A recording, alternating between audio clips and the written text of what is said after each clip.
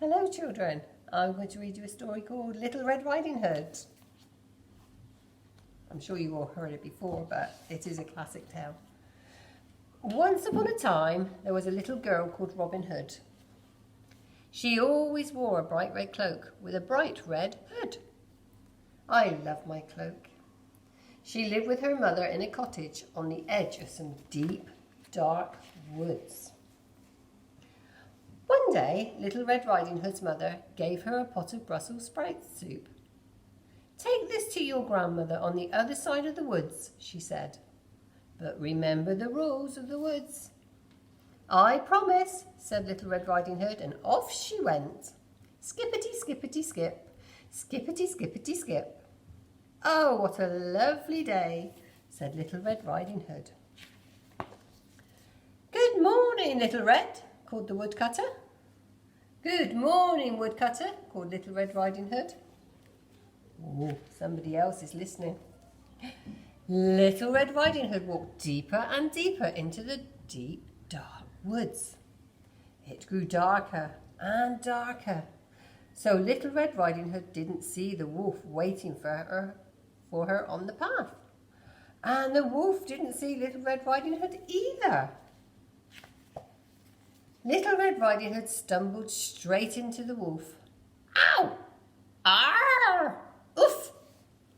What are you doing in the middle of the path?" asked Little Red Riding Hood. "I nearly spilled my grandmother's Brussels sprout soup." "Sprouts? Yuck! Wolves only eat juicy red meat." Little Red Riding Hood had forgotten the rule. Don't talk to wolves. The wolf was just about to gobble up Little Red Riding Hood when he had a brilliant idea. "I'll eat Little Red Riding Hood and her grandmother." "And where does dear little Granny live?" asked the wolf. "In the cottage on the other side of the woods," said Little Red Riding Hood.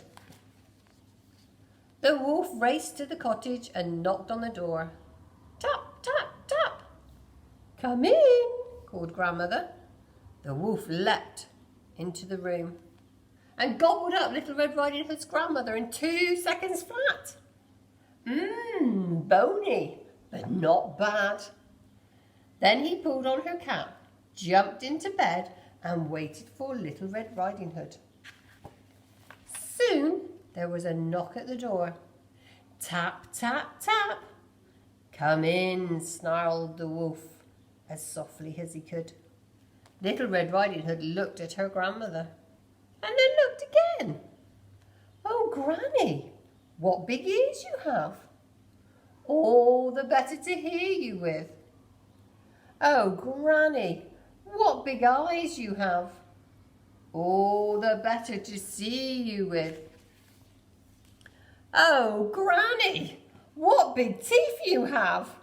"All the better to eat you with." In one bound, the wolf was out of bed and gobbling up Little Red Riding Hood. "Delicious," he said, then fell fast asleep.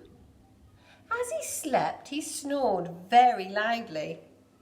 "What's going on?" wondered the woodcutter. "He's eaten that poor old woman," realised the woodcutter. He picked up some scissors. He snipped open the wolf's tummy. Snippety snip, snippety snip. Out popped Grandmother and Little Red Riding Hood too.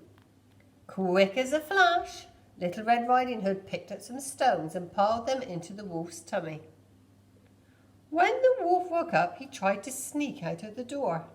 Rattle, rattle, rattle.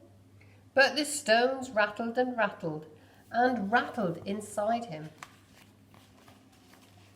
"Now everyone can hear me coming. I'll never catch anyone," cried the wolf. "Exactly," said the woodcutter. "You'll just have to eat vegetables instead," said Little Red Riding Hood. The wolf was never able to eat another person. Ugh! Brussels sprout soup! As for Little Red Riding Hood, she never ever talked to a wolf again. Wow, that was a very interesting story.